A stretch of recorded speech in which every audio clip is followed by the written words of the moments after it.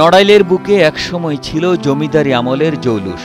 জমিদাররা গড়ে তুলেছিলেন দালান কোঠা আর নান্দনিক সব স্থাপনা। কালের বিবর্তনে অধিকাংশ স্থাপনা হারিয়ে গেলেও চিত্রা নদীর তীরে এখনও স্বমহিমায় দাঁড়িয়ে আছে ঐতিহ্যবাহী বাঁধাঘাট, ভিক্টোরিয়া কলেজের গ্যালারি ভবন, পাথুরে মন্দির ও শান বাঁধানো ঘাটসহ কয়েকটি স্থাপনা।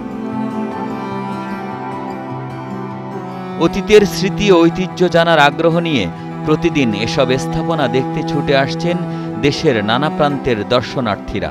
জমিদারদের রেখে যাওয়া নড়াইলে ঐতিহ্যবাহী এই বাধাঘাট রয়েছে, এর পাশে সর্বমঙ্গলা রয়েছে, সর্বমঙ্গলা কালী মন্দির এবং হাটবাড়িয়া জমিদার বাড়ির ওখানে একটা মন্দির রয়েছে। বেশি কিছু রেখে যেতে পারি নাই, যতটুকু রেখে গেছে জমিদাররা তার অনেকটাই বেদখল হয়ে গেছে। আর যতটুকু আছে এটা যদি সংরক্ষণ করে রাখা যায় আর এটা যদি পর্যটন কেন্দ্র হয়, সারা বাংলাদেশ তথা বিদেশ থেকে বিভিন্ন দেশ থেকে এই জমিদারদের এই স্থাপনা দেখতে আসে বিভিন্ন প্রান্ত থেকে মানুষ।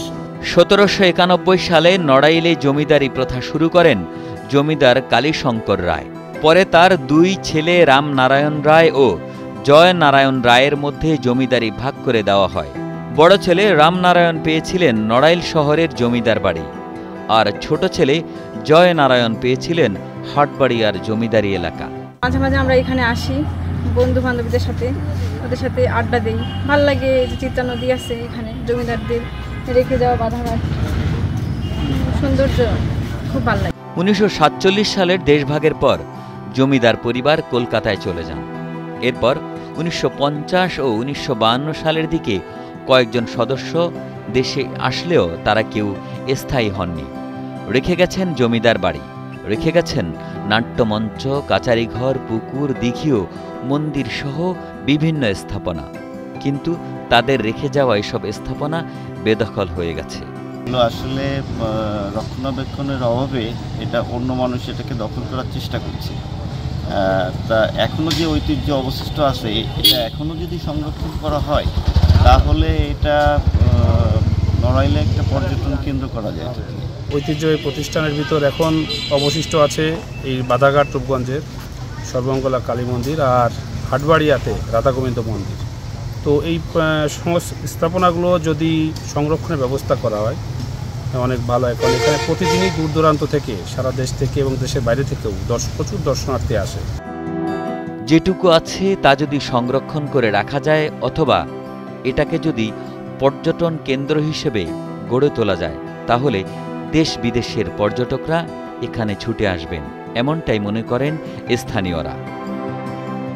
এখানে একটা পাথরের মূর্তি আছে মন্দিরের ভিতরে, দেশ বিদেশের লোকজনও আসে এবং আমাদের দেশেরও লোক আসে এখানে পূজা আর্চনা করে। অনেক দূর দূরান্তের লোকজন আসে পুজো টুজো করে। জরাজীর্ণ যে অবস্থা, এটা যদি সরকারের পৃষ্ঠপোষকতা হয় তাহলে এখানে সংস্কার করে এখানে আরও পরবর্তীতে আরও অনেক পর্যটক, দেশি বিদেশি পর্যটক আসতে পারে। জমিদারি আমলের ঐতিহাসিক স্থাপনাগুলো সংরক্ষণের জন্য উদ্যোগ নেওয়া হয়েছে।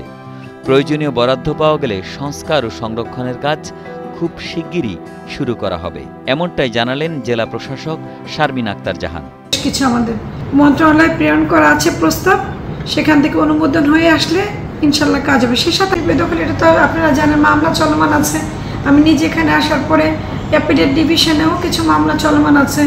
আমি অ্যাটর্নি জেনারেল স্যারের সাথে কথাও বলেছি। তবে আমাদের এই সম্পত্তিগুলি উদ্ধারের বিষয়ে আমরা কাজ করছি। আমরাও চাই আমাদের সম্পত্তিগুলি উদ্ধার করে নিয়ে আসি। জমিদার আমলের অনেক স্মৃতি হারিয়ে গেছে, কিন্তু চিত্রা নদীর তীরে বাধাঘাট আর পাথুরে মন্দির এখনও ইতিহাসের নিদর্শন হিসেবে দাঁড়িয়ে আছে। স্থাপনাগুলো সংস্কার ও সংরক্ষণের দাবি স্থানীয়দের। Desk report, Kaler Kantho.